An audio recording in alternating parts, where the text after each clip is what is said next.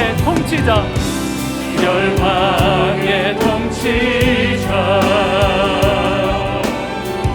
세상을 보이라. 신실한 주의 약속으로 교회는 승리하리. 아멘. 우릴 돌아보사 강건케 하소서. 여야당 모두 벗어지고 승리케 하옵소서. 주 영광 여기 임하사 열방향의 그 빛을 비추소서. 주의 얼굴 구할 때 주의 은혜 머무소서. 주 영광 여기 임하사, 주 영광 여기 임하사 열방향의 그 주의 얼굴 구할 때 주의 은혜 머무소서.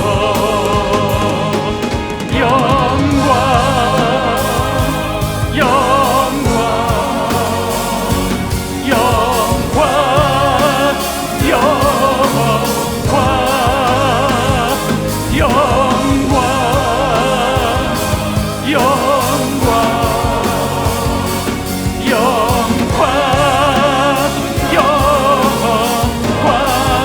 영광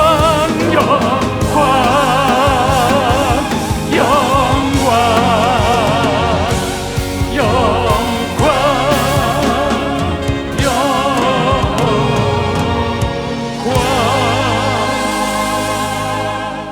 이제 성경 말씀을 봉독하겠습니다. 각 가정에서 온라인 생중계 예배로 참여하시는 성도님들께서도 함께 봉독해 주시기 바랍니다. 오늘 우리에게 주시는 하나님의 말씀은 신약 성경 로마서 6장 3절에서 7절까지입니다. 제가 가지고 있는 성경은 신약 성경 246페이지입니다.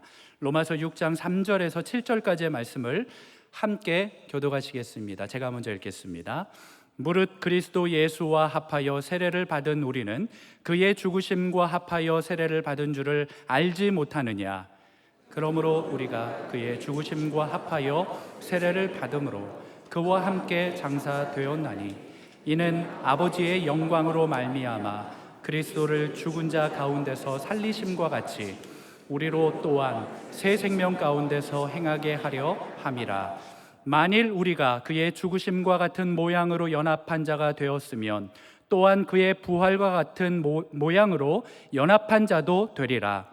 우리가 우리의 옛 사람이 예수와 함께 십자가에 못 박힌 것은 죄의 몸이 죽어 다시는 우리가 죄에게 종노릇하지 아니하려 함이니. 7절 함께 읽겠습니다. 이는 죽은 자가 죄에서 벗어나 의롭다 하심을 얻었음이라. 아멘. 찬양대가 고백한 대로 한국교회가 코로나 이후에 예배가 완전히 회복되기를 소망합니다. 지금 전 세계 각국 정부가 이제 with 코로나와 같이 가기로 결정한 것 같고, 그래서 지금 중동의 카타르 도하라든지 두바이 같은 데 가면 국제선 비행기들도 거의 옛날처럼 회복이 되었고, 한국은 아직까지 조금 국제선은 회복이 다 안 됐지만, 또 브라질이나 또 미국의 이 도메스틱 국내선 비행기들, 미국 같은 데는 제가 보니까 아틀란타나 로스앤젤레스를 가보니까요, 사람들이 있잖아요, 공항에 빠글빠글해요 그냥. 그러니까 코로나 이전보다도 더 많아진 것 같아요. 그러니 이제는 독감처럼 생각하고 그렇게 이제 같이 가야 한다, 이렇게 아마 방향을 잡은 것 같습니다. 물론 기저질 환자들은 조심을 해야 되지만 일반 성도들은 코로나 너무 두려워하지 말고 방역 지침 지켜가면서 하면 하나님께서 예배를 온전히 회복시켜 주실 줄로 믿습니다. 그리고 이제 다음 주부터 본격적으로 이제 50% 예배를 드리고 하는 이 일상 회복의 이 시점에서, 이제 시작하는 시점에서 사랑의 교회가 344명의 성도들이 학습과 세례를 받는다는 것은 참 뜻이 있어요. 하나님의 섬세하시고 신실하시고 선하신 인도하심이라고 확신합니다.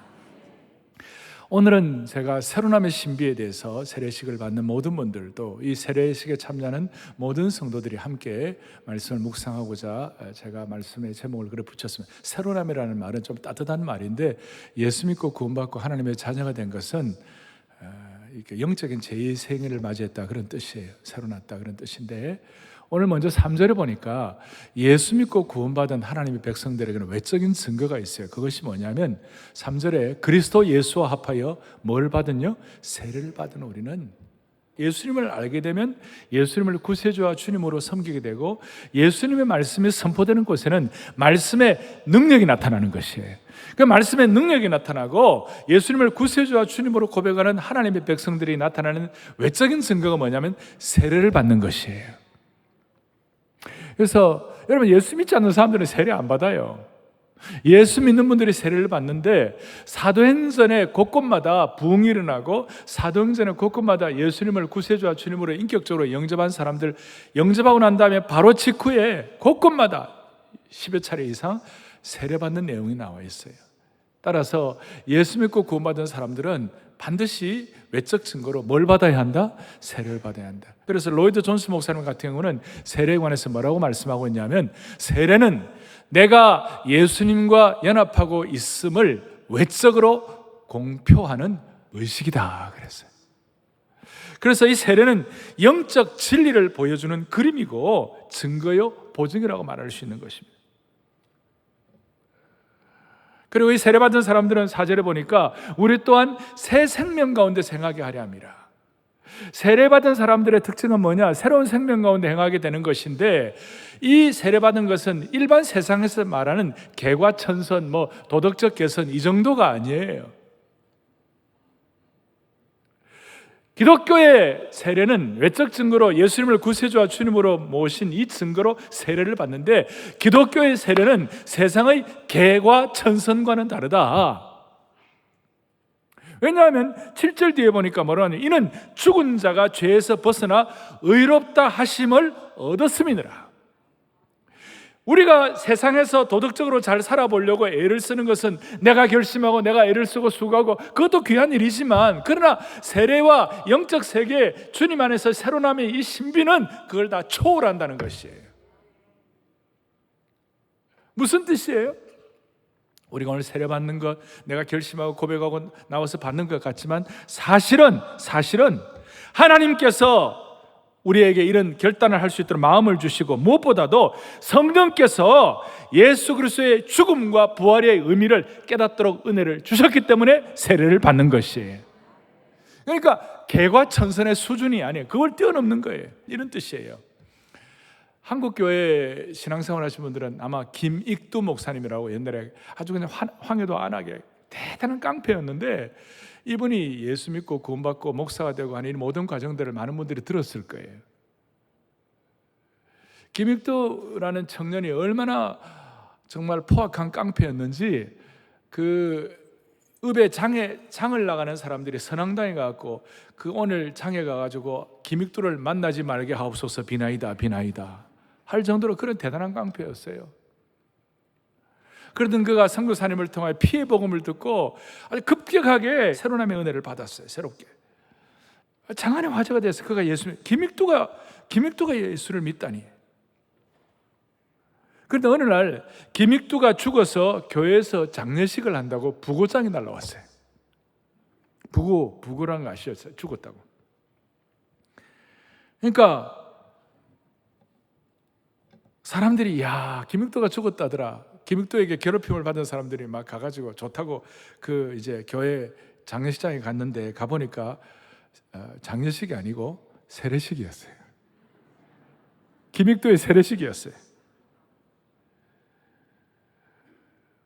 예수를 믿게 되었던 김익도가 세례를 받으면서 뭐라고 얘기했냐? 오늘 제가 여러분 보고장을 보냈는데 사실은 깡패 김익도는 죽었습니다. 깡패 김익도의 부고장입니다.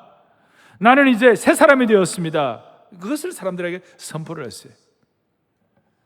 자, 그 식을 마치고 그 김익도에게 괴롭힘을 당했던 어떤 한 아주머니가 그러면서 나오는 김익도에게 물 한 바가지를 더 입에 물에다가 물을 막 퍼부어버렸어요.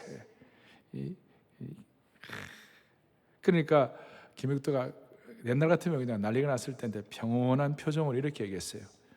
이 물은 죽은 김익도에게 뿌린 겁니다. 그러므로 나는 지금 물벼락을 맞아도 괜찮습니다. 그래도 주님이 내게 평온을 주십니다. 나에게 이 평온과 평강을 주시는 예수님을 물 뿌린 아주머니도 믿었으면 좋겠습니다. 이제 그렇게 얘기를 한 거예요. 이게 공개적으로 드러나는 확실한 외적 증거입니다. 오늘 이 세례를 받는 것은 우리가 예수님 안에서 새 생명을 산다는 하나의 증거로서 세례를 받는 것입니다. 오늘 모두는 또 그런 은혜를 받은 줄로 믿습니다.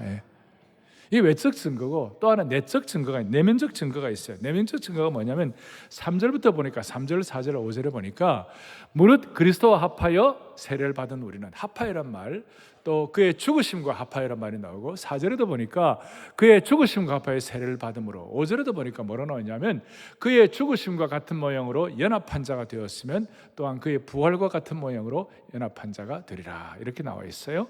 무슨 말입니까? 내면은 예수님과 연합되었다는 거예요. 예수님과 연합되었다는 말은 다른 것이 아니라 어떻게 연합되느냐? 예수님의 죽음이 깨달아져서 십자가를 깨닫고 연합이 되고 예수님의 부활이 깨달아져 가지고 연합이 되는 것이에요. 조금 더 깊이 들어가면 예수님과 연합되었다는 말은 오늘 세례 받는 분들은 온 성도들은 주님과 연합, 내면적 증거는 뭐냐면 예수님의 죽음이 내 죽음이 되고 예수님의 부활이 내 부활이 되는 것이에요. 이건 너무나 신비한 거예요. 물어보겠습니다. 내가 죽었기 때문에 예수님이 죽었습니까? 아니면 예수님이 죽었기 때문에 내가 죽었습니까? 그렇죠? 예수님이 죽었기 때문에 내가 죽었습니다. 그렇죠? 그래서 예수님의 죽음이 내 죽음이 되고 예수님의 부활이 내 부활이 되고, 이건 너무나 놀라운 신비고 세례의 은혜예요. 세례 시간 본질적으로 예수님의 죽으심과 부활에 우리가 연합하는 것이라고 말할 수 있습니다. 이것은 무슨 두 실체가 뒤섞이는 것도 아니고 융합하는 것도 아니에요. 이 예수님의 연합의 신비는 너무나 신비한 것이고, 기독교 교리의 신앙, 기독교 교리 가운데서 이 연합은, 내면적인 주님과의 죽음과 부활의 연합은 영광스럽고도 아주 장엄한 교리라고 말할 수 있어요. 그래서 이 연합의 교리에 대해서, 연합에 대해서, 이 신비함에 대해서 고전 12장 13절에 뭐라고 나와 있는가? 첫 번째는 영적인 연합인데요, 우리가 다 한 성령으로 세례를 받아 한 몸이 되었고 또한 다 성령을 마시게 하였느니라. 자, 뭘 받아가지고요? 성령으로 우리가 한 몸과 한 세례를 받았다. 따라서 우리의 이 신비는 성령님을 통한 연합의 신비예요. 오늘 세례 받으면서 성령님께서 주시는 연합의 신비를 믿고 감사합니다. 그걸 받는 거예요. 또 하나는 뭐냐? 아주 신비한 연합이에요. 바울은 이걸 깨닫고 난 다음에 에베소서 5장에 보면 결혼한 부부의 어떤 그 예를 가지고 교회가 신부를 위하여 하듯이, 남편의 신부를 위하여 하듯이, 이런 식으로 아주 그리스도와 성도 간의 연합이 남편과 아내의 연합과 유사하다고, 아주 신비적인 연합에서 누리는 기쁨과, 이걸 세상 사람들은 알 수 없는 걸 가지고 말씀하고 있는 것이에요. 자, 외부적 증거, 개과천선 정도가 아니다. 내적 증거, 연합인데 이 연합은 주님의 죽음이심이 나의 죽음이 되고 주님의 부활이 내 부활이 된다는, 이게 있는 순간 무슨 일이 벌어지는가? 바울 사도가 이 세례가 얼마나 대단하고 주님과 연합하는 것이 얼마나 축복인지 놀라운 통찰력을 가지고 말씀하는데, 고전 10장 1절 거기에 보니까 홍해의 사건을 가지고 우리 세례를 가지고 얘기했어요. 이거 아는 분도 있고 또 모르는 분도 있을지 모르겠는데, 고전 10장 1절 2절 크게 우리 읽어보겠습니다. 우리 조상들이 다 구름 아래에 있고 바다 가운데로 지나며 모세에게 속하여 다 구름과 바다에서 자, 구름과 바다에서 뭘 받았어요? 세례를 받고. 여러분 홍해 건넌 사건 기억합니까?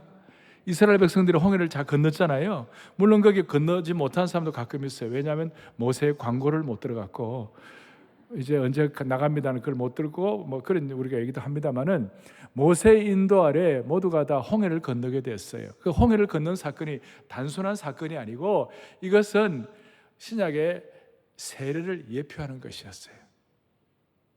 그러니까 주님과 연합되고 주님의 죽음과 주님의 부활이 내 것이 되는 순간 무슨 일이 벌어지느냐면요, 인생의 격이 달라지는 것이에요. 삶의 품위가 달라지는 것이에요.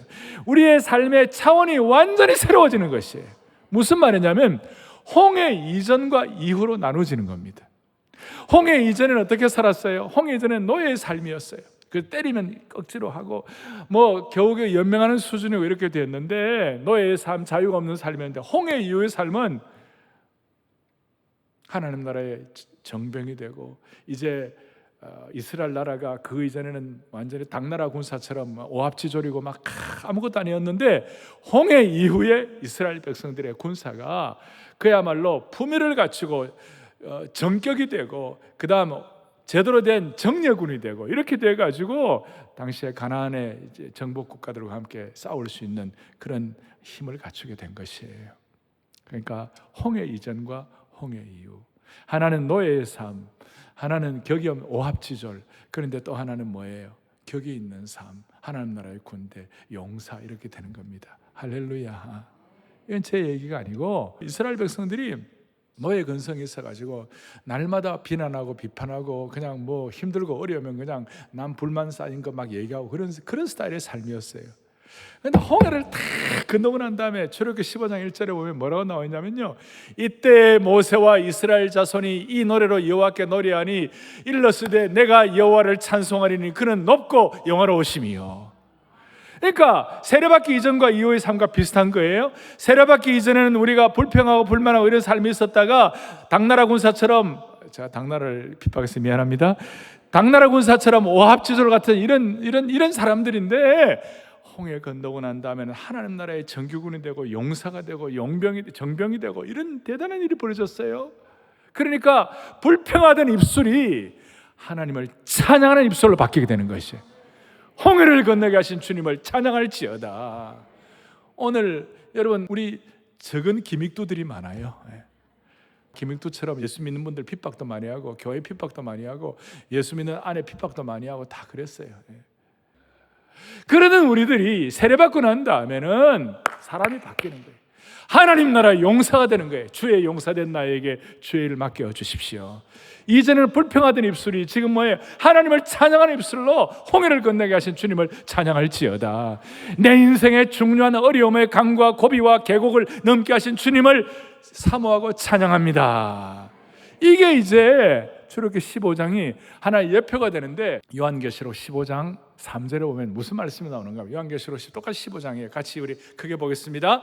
하나님의 종 모세의 노래, 어린 양의 노래를 불러 이르되 주 하나님 곧 전능하신 이시여 하신 일이 크고 놀라우시도다. 만국의 왕이시여 주의 길이 의롭고 참되시도다. 할렐루야. 모세가 여기 또 연결이 되는 거예요. 출애굽기 15장 홍해를 건너게 해서 하나님을 찬양하는 그 모세의 찬양이 드디어 요한계시록 15장 이제 마지막 그 순간에 어린 양의 노래를 통하여 승리가 완성되는 것입니다. 오늘 이 세례 받으면서 하나님 아버지, 우리의 삶의 품위와 격이 달라지게 하여 주십시오. 하나님 나라의 어린 양의 승리가 우리에게 확정되게 하여 주십시오. 하나님의 나라는 그렇게 연약한 것이 아니고, 하나님의 능력은 그렇게 약한 것이 아니온 줄 믿사오니, 이제 한국교회가 예배가 회복될 때에 어린 양의 찬양을 통하여 한국교회가 복음의 영광이 완성되게 하여 주십시오. 그래서 이걸 통하여 하나님께서 우리에게 무슨 말씀을 하세요? 갈라디아서 3장에 유명한 말씀을 해요. 그게 뭐냐면, 세례를 통하여 너희들이 제대로 품위를 갖춘다, 너희들이 제대로 신앙의 격이 올라간다. 갈라디아서 3장 27절 다 같이 보겠습니다. 누구든지 그리스도와 합하여 세례를 받은 자는 그리스도로 옷 입었느니라. 아멘. 품위를 갖춘 옷을 입는 거예요. 여러분, 세례 받을 때 우리 모두가 세례 받은 하나님의 백성들은 그리스도로 옷 입은 주의 권속들이 되는 겁니다. 얼마나 옷이라는 게 얼마나 중요합니까? 품위가 얼마나 중요합니까? 군인의 정복이 얼마나 중요합니까? 특수부대의 옷을 입으면, 공수 특정단의 옷을 입으면, 해병대에는 머리에 각을 만들어가고 다. 근데 예비군은 희한해요. 근데 우리는 그리스도로 옷 입었느니라. 그리스도로 옷 입었느니라. 이 그리스도로 옷 입는 옷은 얼마나 품위가 있겠습니까? 오늘도 주일 예배를 마치고 돌아간 여러분들은 영광스러운 주님의 옷을 입고 나가시는 것이에요. 아니 매일매일 주님의 옷을 입고 아침마다 샤워하고 난 다음에 옷을 입을 때면 나는 그리스도로 옷 입었느니라. 눈빛 달라지고 이마빛 달라지고 얼굴 표정 달라지고 삶의 형태가 달라지고 아우라가 달라지는 것이에요. 오죽하면 바울이 이걸 깨닫고 난 다음에 그리스도로 옷 입는다는 말은, 세례받은 사람들은 하나님의 전신갑주를 취하는 하나님의 거룩한 군사가 되었느니라. 하나님의 전신갑주가 뭐예요? 진리의 띠를 띠고 복음의 신발을 신고 의의 호심경을 하고 구원의 투구를 쓰고 완전한 전신갑주를 입은 그런 놀라운 신앙의 격을 갖춘 것입니다. 오늘 세례받으면서 내적 증거로 주님과 연합되었을 때 우리는 홍해를 건넌 사람들이 되고, 옛날에 노예의 근성과 늘 불평불만하던 사람들의 입을 하나님을 찬양하는 것, 요한계시록 15장에 어린 양의 찬양을 통하여 우리의 구원이 완성되는 복음의 역사의 주인공이 되도록 만들어 주신 것입니다. 오늘 그리스도로 옷 입는 주의 축복을 받아 누리기를 바랍니다. 예수님 때문에 더 이상 우리는 오합지졸이 아니라 하나님의 전신갑주를 이루는 강력한 군사가 된 격이 있는 성도들 축복합니다. 정리합니다. 이런 은혜가 있을 때 결론이 뭐냐? 6절 7절을 보니까 이런 내용이 나와요. 6절 특별히 함께 보겠습니다. 우리가 알거니와 우리의 옛사람이 예수와 함께 십자가에 못 박힌 것은 죄의 몸이 죽어 다시는 우리가 죄에게 종노릇 하지 아니하려 함이니라. 오늘 세례받은 여러분들이 주님 앞에 기도해야 할 제목이 이거예요. 주여, 더 이상 죄의 종노릇 하지 말게 하여 주십시오. 더 이상 죄의 종노릇 하지 말게 하여 주십시오. 죄의 종노릇 하지 않는다는 말을 다른 말로 하면요, 예수님에게 종노릇 하라, 그 말이에요. 우리는 더 이상 죄의 종이 아니라 주님의 종이 되는 것이에요. 죄의 종이 되지 않는다는 것은 어떤 뜻인가? 소극적으로는 하나님의 영광 가리운 일을 우리가 하면 안 되는 거예요. 적극적으로는 하나님께 영광을 돌릴 수 있도록 우리가 그런 믿음의 역량을 갖춰야만 하는 것이에요. 주여, 우리 더 이상 죄의 종노릇 하지 말게 하여 주십시오. 희한하게도 참 감사한 건요, 죄의 종노릇을 하지 않게 되면요, 하나님께서 거룩한 담대함을 주는 것이에요. 그리고 죄의 종노릇 하지 않는다는 것은 죄에 대해서 민감하다, 그런 뜻이에요. 옛날에는 죄와 먹고 마실 때는 죄에 대해서 민감하지 않았어요. 그냥 죄를 지어도 그냥 별로 양심에 화인 맞은 양심이 돼가지고 별로 그렇게 부담도 안 느꼈어요. 그런데 죄에 대해서 민감하게 되고 죄의 종노릇 하지 아니하고 죄에 대해서 정말 마음이 이렇게 예민해지게 되면 내 마음의 청정실이 회복되고 내 마음의 순전성이 회복되고 내 마음의 청결한 공간이 회복되는 거예요. 무슨 뜻이냐? 여러분, 돼지가 12마리 있는데 더러운 돼지들이 12마리들이 꿀꿀거리면서 난리를 치는데 또 돼지가 한 마리 더 들어오면요, 별거 아니에요. 왜냐하면 돼지 12마리, 13마리나 그게 그거예요. 다 더러워요. 우리가 옛날에 죄의 종노릇 할 때는 돼지 12마리, 돼지 100마리가 있었던 것처럼 더러운 내 마음의 상태였어요. 그런데 예수 믿고 새로운 남의 신비를 경험하고 격이 생기고 죄에 대해서 민감해지게 되고 나니까 무슨 일이 벌어지는가? 여러분, 깨끗한 청정실이에요. 돼지 한 마리가 들어오면 난리 납니다. 그렇죠? 깨끗한데 돼지 한 마리가 들어와가지고 그 난리치면 온통 난리가 납니다. 왜? 깨끗하니까. 우린 거기에 대해서 우리는 거부하는 거예요. 우리의 마음이 예민해진 거예요. 죽은 나무는 누가 찔러도 끄떡도 안 해요. 그래서 살아있는 나무는 찌르면 수액이 나오는 것이에요. 우리가 죄에 대해서 민감한 살아있는 나무가 되면 우리는 죄를 그냥 적당히 보고 넘어가는 것이 아니고 죄에 대해서 민감해지는 것이에요. 사랑하는 교우들이요, 오늘 세례받는 여러분들이요, 오늘 우리가 세례받고 난 다음에 죄에 대해서 민감한, 죄에 대한 종이 아니라 주님의 종이 될 수 있기를 축원합니다. 그렇게 되기를 바라는 것이에요. 그렇게 될 때 우리에게 담대함이 생기는 거예요. 죄에 대해서 민감하면요, 죄에 대해서 민감하고 의에 대해서 우리가 은혜가 되면 아주 우리가 담대하게 시작하는 거예요. 우리가 신앙생활을 하다 보면 영적으로 성숙하면서 성숙할수록 아주 죄에 대해서 민감한 거예요. 이 사연은요, 그가 죄에 대해서 민감해지니까 뭐라고 그랬어요? 하나님의 영광 앞에 자기를 볼 때에 죄에 대해서 더러워진 것을 느끼니까 뭐라고 얘기하고 있습니까? 화로다 화로다 나는 망하게 되었도다. 여러분, 그게 나쁜 것이 아니에요. 우리가 살다 보면 우리의 연약함과 죄성 때문에 고통하면서 화로다 화로다 나는 망하게 되었도다, 죄에 관한 한 나는 정말 망하게 되었도다. 이게 죄에 대해서 민감함이에요. 신앙생활을 오래 하면서 이런 죄에 대한 민감함을 가지고 화로다 화로다 나의 죄성 때문에 나는 정말 망하게 된 존재라고 그렇게 고통스럽게 한번 그런 고통감을 느껴보지 않은 그리스도인이라면 그건 좀 잘못된 거예요. 신앙생활 오래 하면 오래 할수록 우리가 얼마나 참 우리가 오염된 존재인지 느끼면서 화로다 화로다 나는 망하게 되었도다 이렇게 생각하면서 예수님의 보혈이 내 보혈이 되게 하시고 예수님의 정결함이 내 정결함이 되게 하시고 예수님의 부활의 능력이 내 부활의 능력이 되게 하여 주십시오. 그런 마음으로 죄에 대해서 민감하고 화로다 나는 죄에 관한 나는 망하게 되었다 그런 고백할 수 있을 때 하나님이 그 사람을 담대한 하나님의 용사로 세워주시고 하나님의 선하신 인도대로 그를 하나님의 의로운 자로 만들어 주시는 것이에요. 그래서 잠언에 보면 이런 말씀이 있어요. 뭐라고 했냐? 잠언 28장 1절에 같이 보겠습니다. 악인은 쫓아오는 자가 없어도 도망하나 의인은 사자와 같이 담대하니. 할렐루야. 우리는 세상적으로는 우리는 다 부족할지 모르지만 예수님의 보혈의 피로 구원받은 우리가 우리의 죄 문제가 해결된 사람들은 악인은 쫓아오는 자가 없어도 도망하나. 누가 그랬다고 그러죠? 전화해가지고 당신 무슨 범죄했으니까 당신 뭐 못된 짓 했으니까 돈 보내시오. 그럼 대부분 다 보낸다고 그랬잖아요. 그런데 의인은 사자와 같이 담대하니라. 담대한 하나님의 용사들, 믿음의 용사들 되게 해주셔서 하나님께 큰 영광 돌리는 온 성도들 되시기를 축원합니다. 축복합니다. 주의 용사된 나에게 주의 일을 맡겨서 찬양하겠습니다. 주의 용사된 나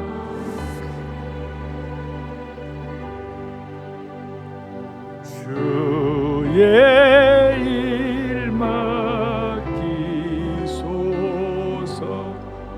한 번 더. 주의 용사, 주의 용사된 나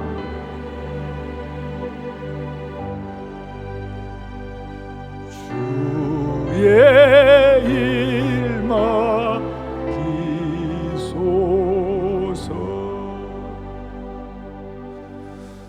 사랑의 교회는 세례를 받을 때마다 세례 간증을 합니다. 1부 때도 우리 IT 기업에 대표하신 분하고 또 영화 PD 한 분, 두 분이 참여하고 두 분이 하셨는데 오늘 2부 때는 우리 박성철 성도님 남 46세 변호사이신데 나오셔서 간증하시고 최서아 자매 두 분이 나오셔가지고 오늘 간증하시겠습니다. 박성철 성도님 올라오십시오. 나오실 때 박수로 따뜻한 박수로 환영하겠습니다.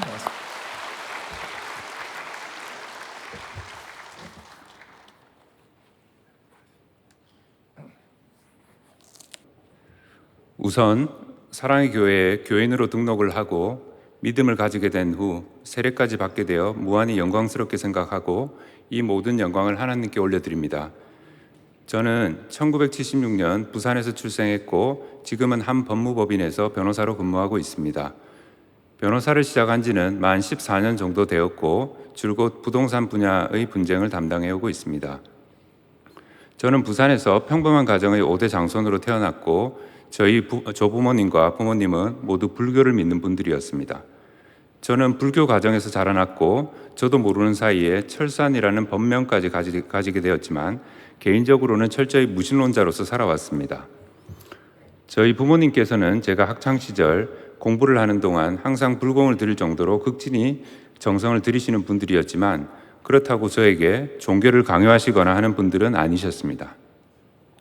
종교에 대한 개방적 태도를 가지셨던 부모님 덕분에 부모님은 불교, 남동생 부부는 천주교, 저희 부부는 기독교를 믿으며 각자 살고 있습니다.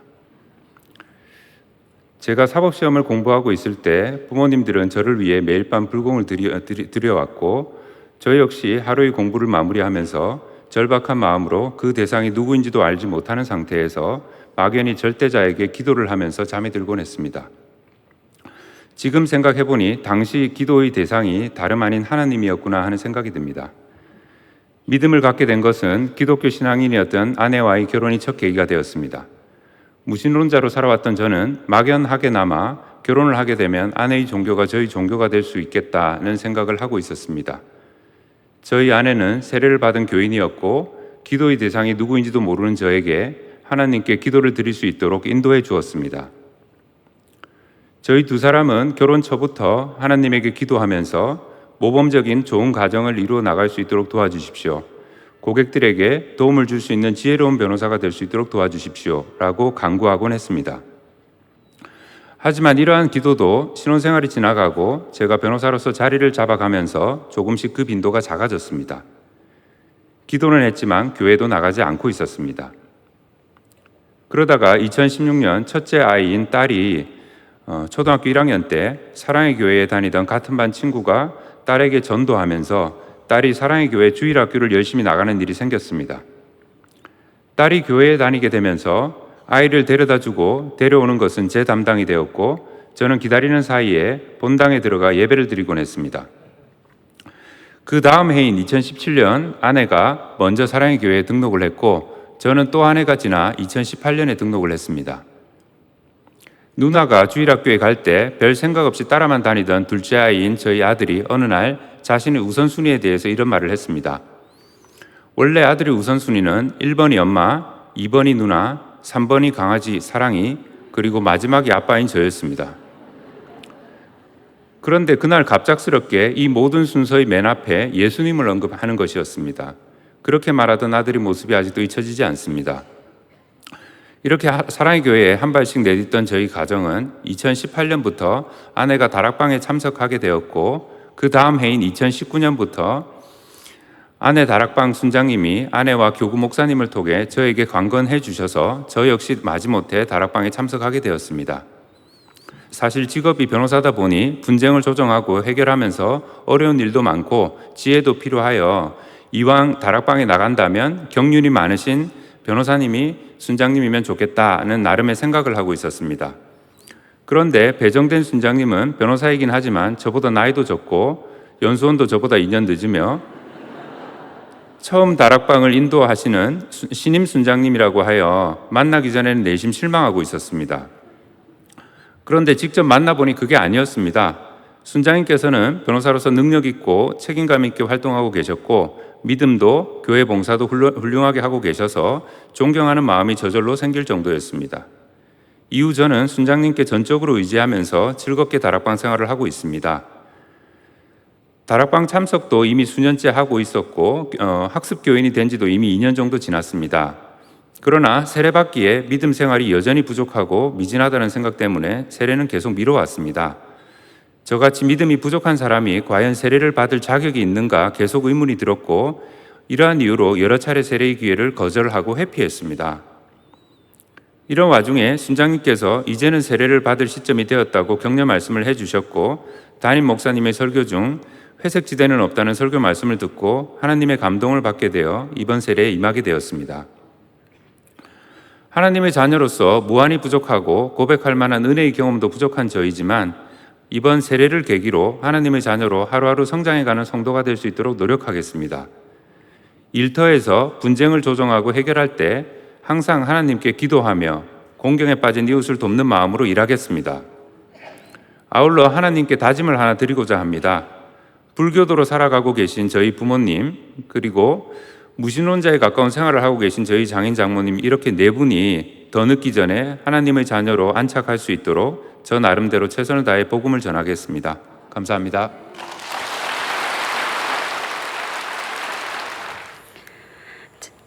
제가 하나님을 아버지라 부르고 기도하면서 신앙생활을 시작했던 곳은 반석학교였습니다. 그리고 제 첫 교회는 사랑의 교회입니다. 낯설기만 한 자유의 땅 남한에 와서 반석학교를 알게 되었고 학교에 다니면서 아침마다 큐티를 하게 되었습니다. 하지만 너무나 생소하고 어렵게만 느껴져 집중하지는 못했습니다. 하나님을 아버지로 예수님을 영원한 구주로 믿고 영접하였던 것은 2020년 초 겨울 수양회를 통하여서였습니다. 그곳에 참석한 모든 사람들이 온 마음을 다해 예배드리는데 나만 모르고 느끼지 못하는 이유가 무엇인지 나도 그들처럼 함께 공감하고 싶고 하나님을 만나고 싶었습니다. 그때 이런 저의 간절함이 하나님께 닿았는지 하나님께서 저를 버거니 감싸주시는 것을 느꼈습니다. 순간 전율을 느끼며 뭉클하는 감정이 파도처럼 밀려왔고 저도 모르게 눈물을 흘리며 기도하고 있는 나를 발견하게 되었습니다. 그렇게 저는 하나님의 딸이 되고 하나님은 제 아버지가 되시는 놀라운 은혜를 경험했습니다. 예수님을 만나기 전에는 제가 죄인인 것도 모른 채 살아왔습니다. 그러던 제가 창조주 하나님을 아버지로 영접하고 주님의 임재하심을 체험하게 되면서 제 죄를 하나님 앞에 고백할 수 있게 되었습니다. 암흑과도 같은 북한에서 구원해 주시고 자유의 나라에서 살게 하신 하나님께서는 죽음 이외에 어떤 소망도 없는 제 영혼에 찾아오셔서 모든 죄를 사하시며 참 자유와 영생을 값없이 거저 주셨습니다. 구 북한 사랑의 선교부에서 새가족반을 수료하고 본교회 등록으로 사랑의 교회 일원이 되었으며 올해에는 1:1 양육과정을 통해 하나님의 말씀을 더 배우고 알아가는 시간을 갖게 되었습니다. 양육훈련을 통해 말씀을 읽는 것에 대한 의미와 재미를 조금씩 알아가게 되었습니다. 하지만 모든 것이 다 잘되고 좋은 일만 있는 것은 아니었습니다. 한국에 정착하는 가정에 또 하나님을 더 깊이 알아가는 중에 시험과 고난의 시간도 있었지만 하나님께서는 제가 감당할 수 있는 만큼의 시련을 주셨고 그것을 통해 저는 조금씩 더 성장할 수 있었습니다. 그럼에도 저는 여전히 부족하고 모르는 것이 많습니다. 하지만 저에게 영생을 주신 하나님을 더욱 알아가고 깊이 교제하기를 원합니다. 전능하신 내 아버지 하나님께서 저와 함께 하셔서 제 길을 인도하심을 믿기에 오늘도 믿음의 걸음을 한 발자국 더 내딛습니다. 저에게 이런 새 생명을 주시고 새로운 삶을 살게 하신 하나님께 감사, 찬양, 모든 영광을 올려드립니다. 감사합니다.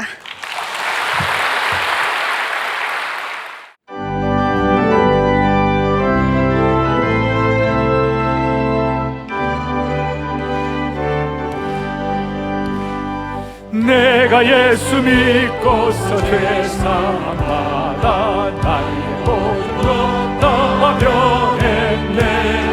지금 내가 가는 길 천국이요 주의 피로 내 죄가 씻겼네. 나의 모든 것 변하고 그 피로 구속받았네. 하나님은 나의 구원 되시오니 내게 정죄하고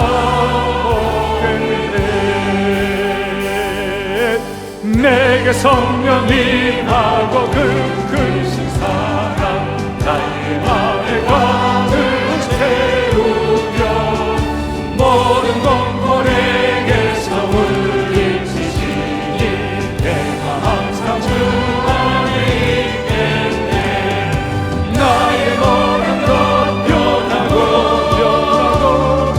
그 피로 구속받았네. 하나님은 나의 구원 되시오니 내게 정죄하오니.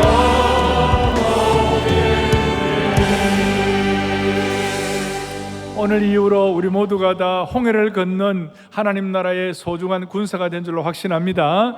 그런 마음으로 A로 하겠습니다. 주의 용사된 나에게 주의 일 맡겨서 찬양합니다. 주의 용사된 나에게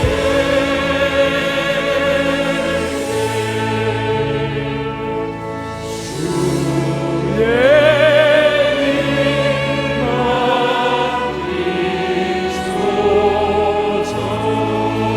말씀의 용사, 말씀 용사된 나에게 말씀 용사된 나에게 주의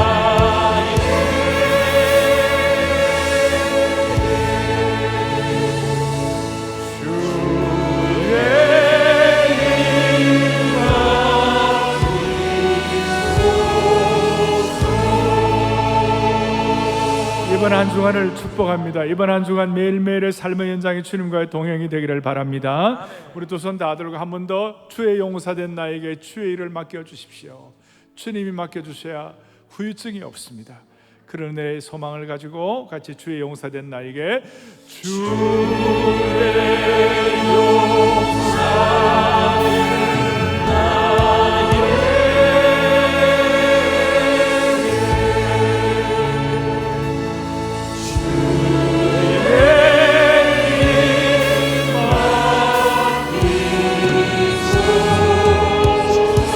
다시 한번 하나님의 불이 임할 것입니다. 주의 용사된 나에게 주의